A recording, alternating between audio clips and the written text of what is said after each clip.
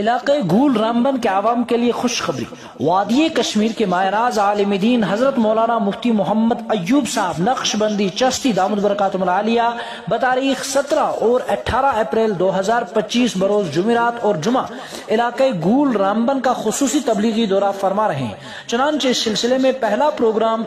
17 April بروز جمعرات مدرسہ جامعۃ الطاہرات آستان مرگ گنڈی گول رامبن میں منعقدہ سالانہ جلسہ میں ٹھیک 4 بجے